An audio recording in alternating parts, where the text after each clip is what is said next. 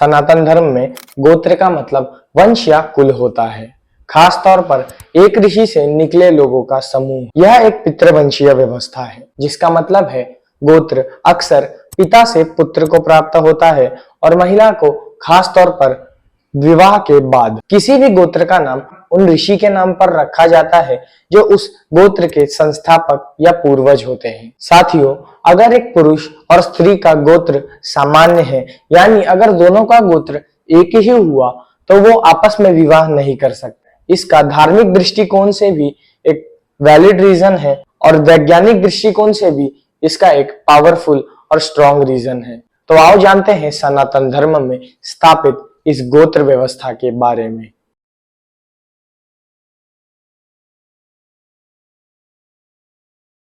दोस्तों, सनातन धर्म में गोत्र व्यवस्था को स्थापित करने का ना सिर्फ धार्मिक कारण था, बल्कि आज अगर हम इसे अच्छे से समझने की कोशिश करें तो वैज्ञानिक दृष्टिकोण से इसका बहुत बड़ा रीजन था। लेकिन इसे समझने के लिए सबसे पहले शरीर के अंदर मौजूद क्रोमोसोम्स के बारे में अच्छे से समझना होगा। इंसान के एक सेल में 23 क्रोमोसोम्स होते हैं, जो अक्सर पेयर्स में होते हैं, जिसे टोटल करने के बाद 46 क्रोमोसोम्स होते हैं। एक्चुअल में होता यह है कि मदर साइड से 23 क्रोमोसोम और फादर साइड से 23 क्रोमोसोम्स आपस में पेयर बनाते हैं। लेकिन ये पेयर इस बेसिस पर बनाते हैं कि अगर मदर साइड से एक क्रोमोसोम और फादर साइड से एक क्रोमोसोम आता है और इन दोनों की अगर डेटा आइडेंटिटी मैच होती है, तब जाकर ये आपस में एक पेयर बनाते हैं। ऐसे ही ये 22 क्रोमोसोम्स पेयर बनाते हैं। अब इसे साइड में रखकर थोड़ा एक्स्ट्रा ऑर्डिनरी समझते हैं।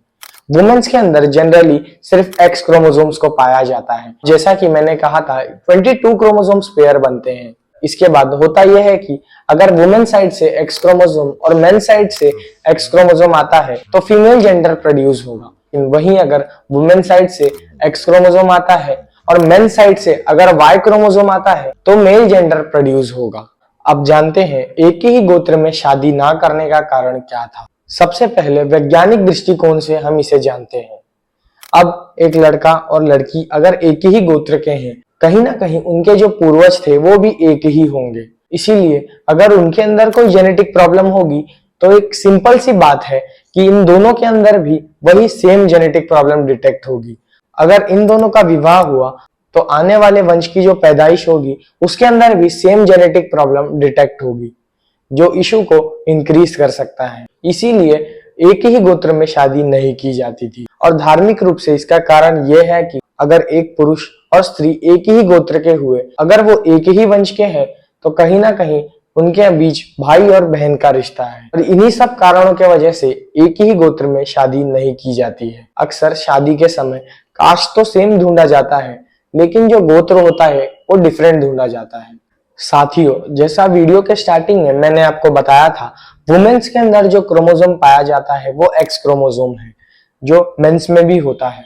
लेकिन मेंस के अंदर जो क्रोमोसोम पाया जाता है वो वाई क्रोमोसोम है, जो स्पेशल है, जो सिर्फ मेंस में ही पाया जाता है। फॉर एग्जाम्पल, वाई क्रोमोसोम जो एक पुरुष के अंदर है, वही वाई क्रोमोसोम उसके बेटे को भी मिलेगा और वही वाई क्रोमोसोम उस बेटे से आगे के आने वाले वंशज को मिलेगा।